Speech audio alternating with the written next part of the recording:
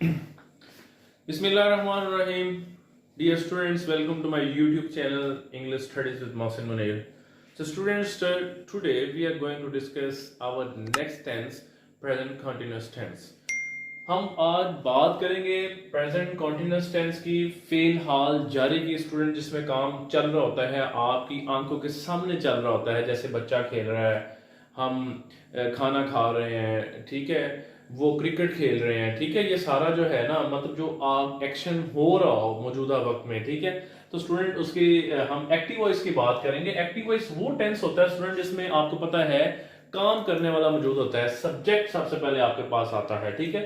तो स्टूडेंट सबसे पहले इंपॉर्टेंट चीज जो हमें पता होनी चाहिए जब हमने कोई उर्दू में फिक्रा देखना है, इंग्लिश में उसको ट्रांसलेट करना है, तो कौन सी चीज हमें पता होनी चाहिए? सबसे पहले उसकी पहचान हमें अच्छी तरह से पता होनी चाहिए। तो स्टूडेंट्स आपको पता है, मैंने पहले भी बताया था, जो 12 टेंसेस जो हैं उनकी एक वीडियो दी थी उनकी उर्दू पहचान की तो उसमें मैंने बताया था कॉन्टिन्यूस का कोई भी टेंस आ जाए उसमें लफ्ज ये यूज होगा, रहा, रही या रहे, ठीक है। तो स्टूडेंट्स आपने देखना है हमारे पास टेंस कौन सा है, जमाना कौन सा है, तो वो प्रेजेंट का है, तो आप इसको एंड किस पे करेंगे भला? है पे, हूं पे या है पे, ठीक है।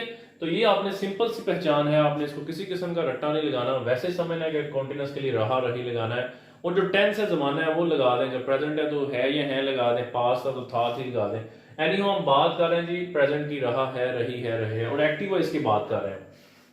तो स्टूडेंट्स आपने इसको पहचान, इसकी जो अरेंजमेंट है, जो तरतीब हमने क्या रखनी होती है जब उसको ट्रांसलेट करते हैं इंग्लिश में, तो ये इसको पक्का अपने ज़हन में बिठाएं। सबसे पहले काम करने वाला बंदा आता है, ठीक है, सब्जेक्ट, उसके बाद हेल्पिंग वर्ब। हेल्पिंग वर्ब आपने खुद याद करना है कौन सा टेंस है, एक्टिव वॉइस का है या पैसिव वॉइस का है, तो कौन सा उसमें हेल्पिंग वर्ब लगना है। इसमें प्रेजेंट कंटीन्यूअस टेंस में स्टूडेंट इज, आर, एम, ये आप 3 हेल्पिंग वर्ब यूज करते हैं।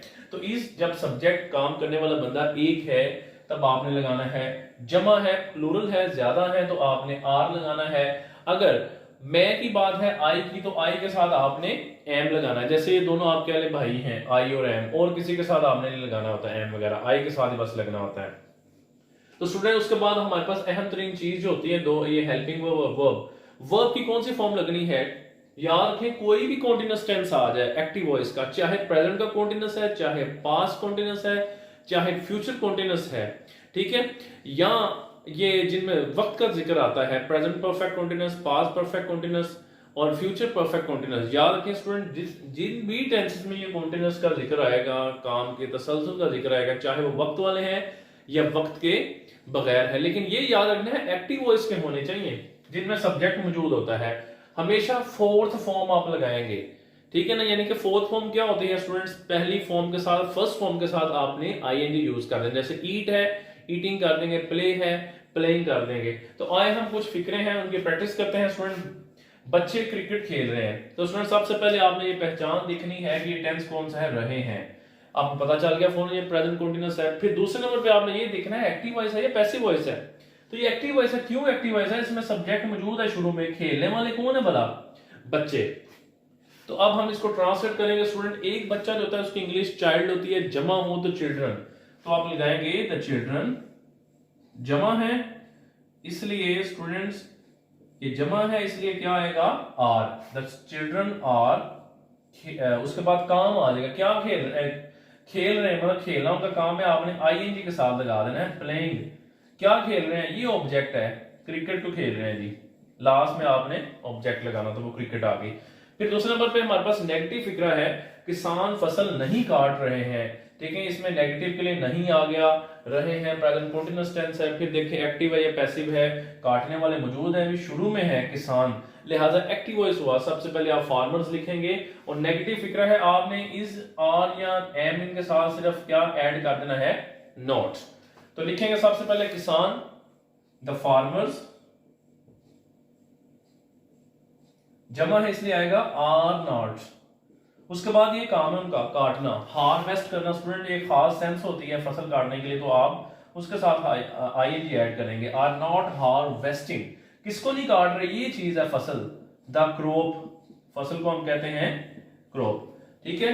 तो स्टूडेंट इसके बाद देखें, एक हमारे पास इंट्रोगेटिव सेंटेंस है, सवालिया फिक्र है कि तालिब इल्म शोर मचा रहे हैं। तो सवालिया फिक्रा जो होता है स्टूडेंट, आपने क्या करना होता है, हेल्पिंग वर्ब को शुरू में लेके आना है, सब्जेक्ट को लगाएंगे, सब्जेक्ट से पहले आपने क्या लगाना है, हेल्पिंग वर्ब लगाना है। तो हमारे पास इसमें सब्जेक्ट कौन सा है, शोर करने वाले कौन है, तालिब इल्म, स्टूडेंट्स। तो स्टूडेंट्स जमा है इसके साथ, इसलिए इज आर, एम में से क्या लगेगा बाहर, आर द स्टूडेंट्स। उसके बाद ये हमारे पास वर्ब है, काम है तीसरे नंबर पर, शोर मचाना। स्टूडेंट इसकी इंग्लिश होती है मेक और नॉइस। तो आपने मेक जो है उसको मेकिंग में कन्वर्ट कर देना है आईएनजी में। ई अगर लास्ट पे आता हो तो वर्ब के लास्ट पे ई आता तो खत्म करके आईएनजी लगा देते हैं वहां पे। मेक, स्टूडेंट्स ई नहीं लगाना, उस पर आईएनजी लगा देना है। Are students making a noise, question mark लगाएंगे, सवालिया फिक्रा है। स्टूडेंट अगर हमारे पास क्वेश्चन वर्ड वाला डब्ल्यू फैमिली वाला सवालिया फिक्रा आ जाए, अगर इसी की हम बात कर लें कि तालिब इल्म शोर क्यों कर रहे हैं, सवालिया फिक्रा है लेकिन क्वेश्चन वर्ड वाला आगे क्यों वाला, तो स्टूडेंट सारी तरतीब ऐसे ही सवालिया वाली होगी। सिर्फ एक काम आपने करना होता है, वो क्या करना होता है, आपने वो क्वेश्चन वर्ड जो है जैसे कि क्यों है, इसकी इंग्लिश सबसे पहले कर देनी, बस ये काम करना है। यानी कि आर से पहले आपने क्या लगा देना है, वाई, वाई आर। तो स्टूडेंट्स ये आपका क्वेश्चन वर्ड वाला फिक्रा भी बन गया, सारी तरतीब वही चलेगी, why are the students making a noise.